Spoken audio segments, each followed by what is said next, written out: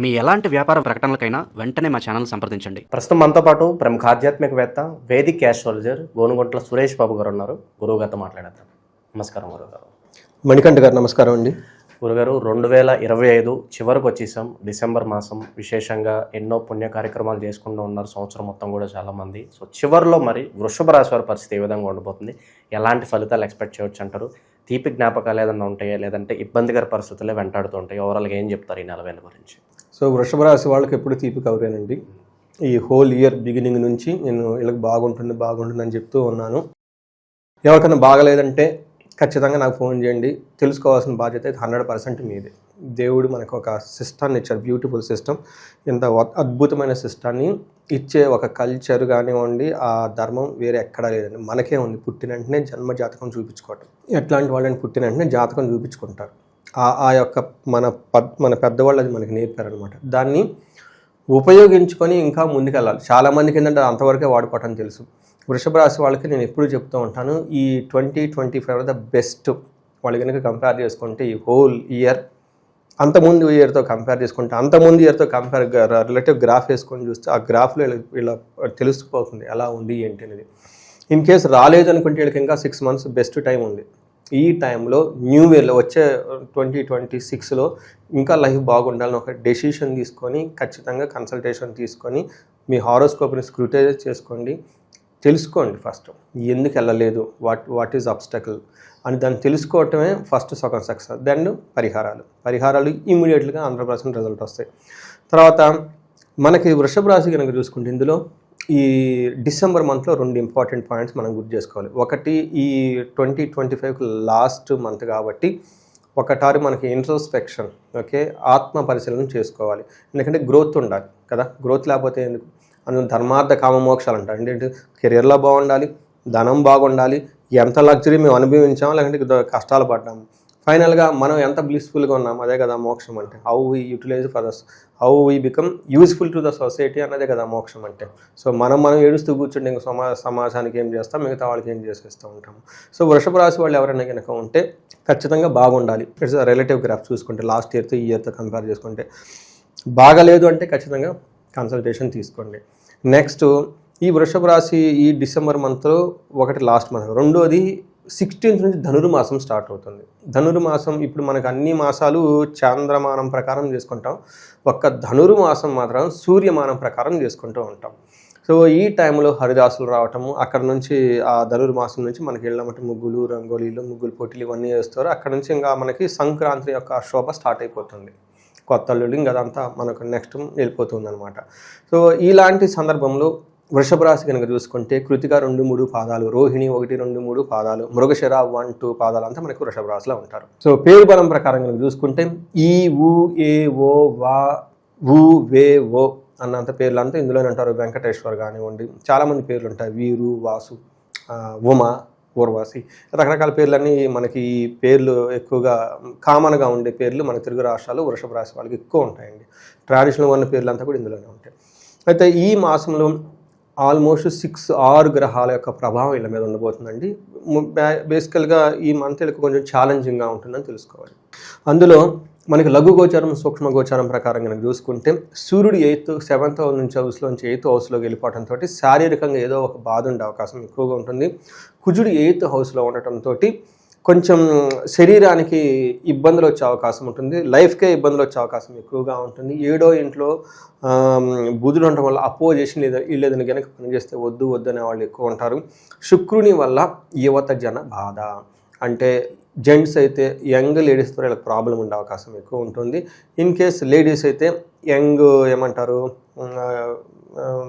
పురుషులు, ఓకే, మనకి మగవాళ్ళు అంటారు కదా, వాళ్ళ ద్వారా ఇబ్బందులు వచ్చే అవకాశం ఎక్కువ, మీల ద్వారా ఎక్కువ ఇబ్బందులు వచ్చే అవకాశం ఎక్కువ ఉంటుందన్నమాట. సో ఈ ప్రకారం మనకి ఏ ప్రకారంగా చూసుకున్నా, అయితే ఒక హ్యాపీ న్యూస్ ఏంటంటే వీళ్ళకి గురువు 3వ హౌస్లోంచి 2వ హౌస్లో షిఫ్ట్ అయ్యి ఉన్నారనమాట. ధన ప్రవాహం అయితే వస్తుంటుంది, మిగతా వాషి ఏ ప్రవాహంగా ఉన్నా కానీ. సో ఇలా ఏ ప్రకారంగా చూసుకున్నా కానీ ఈ రాశి వాళ్ళకి కొంచెం ఛాలెంజింగ్గా ఉండే అవకాశం ఎక్కువగా ఉంటుంది. పర్సంటేజ్లో అడిగారు అనుకోండి, వీళ్ళకి ఒక 70% ఛాలెంజెసే ఉన్నాయి.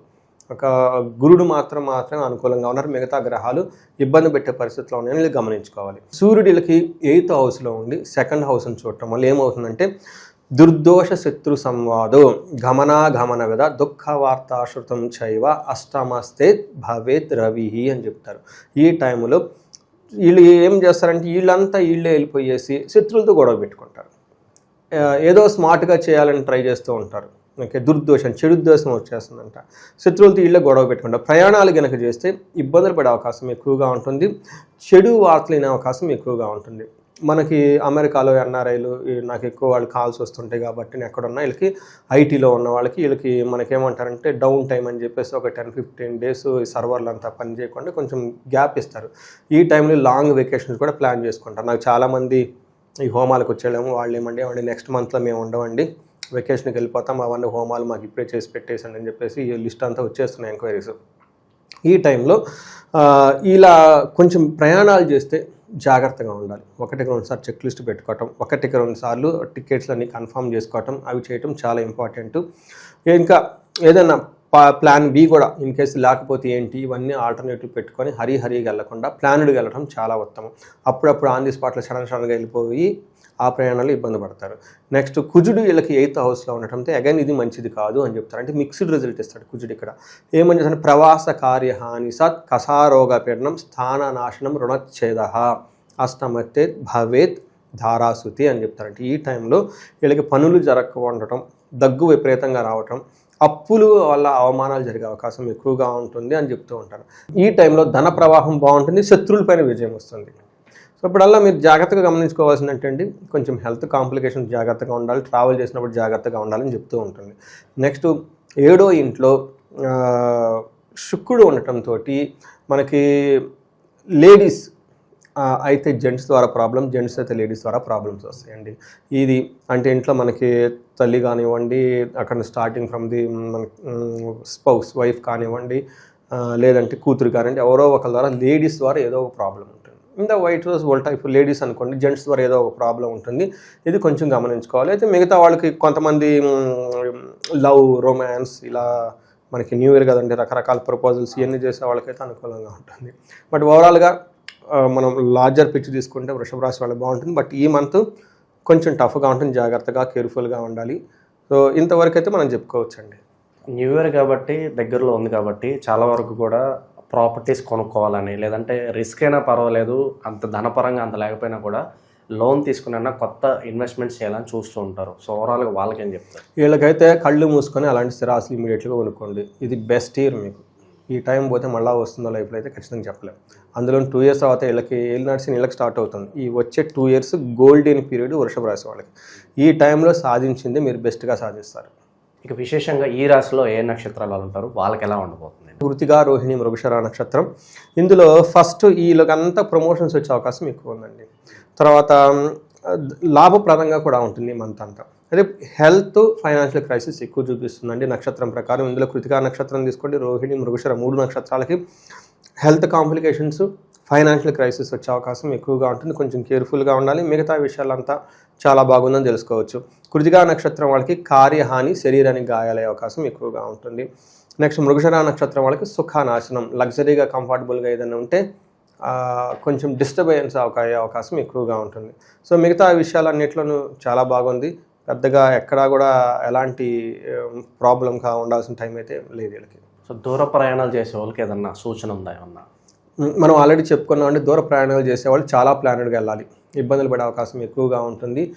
ఎందుకంటే 7th హౌస్లో 8th హౌస్లో సరైన గ్రహాలు అనుకూలంగా లేవు కాబట్టి భార్యాభర్తలు అక్కడికి వెళ్ళినా గొడవలు పడే అవకాశం ఎక్కువగా ఉంటుంది. అది సహజం అనుకోండి, జనరల్గా పడుతూ ఉంటారు లాంగ్ ట్రావెల్లో పడినప్పుడు. ఇన్ కేసు కొంచెం ఎక్కువ అవకాశం ఉంటుంది. కొంతమంది సార్ విదేశాల్లో ఉన్నవాళ్ళు కొంచెం జాబ్స్ అన్నీ కోల్పోయి ఇప్పుడు పరిస్థితులు ఒకప్పుడులా లేవు.